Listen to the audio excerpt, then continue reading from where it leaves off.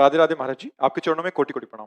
गुरुदेव, मेरी शिव भगवान में बहुत भक्ति है और मैंने घर पे छोटे शिवलिंग भी रखे हैं और उनकी सेवा भी करता हूँ। महाराज जी, अब आपको सुनकर राधा नाम से प्रेम हो गया है। आप कहते हो कि एक नाम पकड़ लो और उसको जपो। ना तो मैं शिवलिंग की सेवा छोड़ सकता हूँ, ना ही श्री जी के राधा नाम को। बहुत मुश्किल में हूँ महाराज जी, कृपया समाधान अब मुझे ये पता नहीं कि आप कितने शिव अनन्य हैं, लेकिन इस छाती को पता है कि शिव और अम्बा के सिवा कोई है, ऐसी सत्ता ही हमारे हृदय में नहीं थी। आप कितना शिव समर्पित हैं आप जाने, लेकिन यहाँ तन मन वचन प्राण सर्वस्व शिव को समर्पित उन्हीं घाटों पर काशी नगरी के, जो आकाश वृत्ति से मिल जाए उसी से उदर पोषण में अनन्य भगवान शिव का उन्होंने दे दिया। देखो, लेकिन अनन्यता मुझे दे दी प्रियालाल की, ये शिव जी ने ही दी है, वो भगवान शंकर ने ही दी। तो मुझे भगवान शिव और अम्बा जगदम्बा ने ये प्रियालाल की उपासना दी। बस अब अनन्य भाव से इससे हमारे शिव प्रसन्न, हमारी अम्बा प्रसन्न और हमारे आराध्य देव तो प्रसन्न है ही।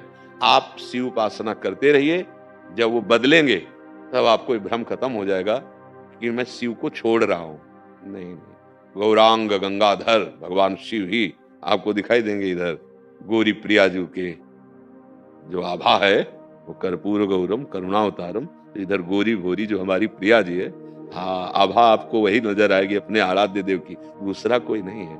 इस सृष्टि में एक ही तत्व है, दूसरा कोई नहीं है। तो अगर आप आराधना भगवान शिव की अनन्य भाव से करें तो वो जब कृपा करते हैं तो यही प्रदान करते हैं। यदि आपको राधा नाम प्रिय लग रहा है तो महादेव जी कृपा कर रहे हैं। उसमें ये नहीं सोचना है कि मैं महादेव जी को छोड़ रहा हूं। नहीं नहीं, महादेव जी ही इस रूप में अब मुझे पकड़ रहे हैं, क्योंकि उनके सिवा कोई है नहीं। भगवान एक हैं, उनके रूप अनंत हैं, उनकी लीलाएं अनंत है, उनके गुण अनंत हैं। तो हम एक मान करके चलेंगे तो सवाल हल हो जाएगा। अनेक मानने से फिर भ्रम पैदा हो जाएगा। जैसा भ्रम कि हम शिव को छोड़ दिया, छोड़ ही नहीं सकते। शिव को वो छोड़ने वाली वस्तु है, वो तुम्हारी श्वास में समाये, तुम्हारे हृदय में समाये हुए। हाँ, अब शिव इस रूप में आ गए जो उमा पार्वती के रूप में है, वही श्यामा श्याम के रूप में अब मुझे आकर्षित कर रहे हैं, दूसरा कोई नहीं।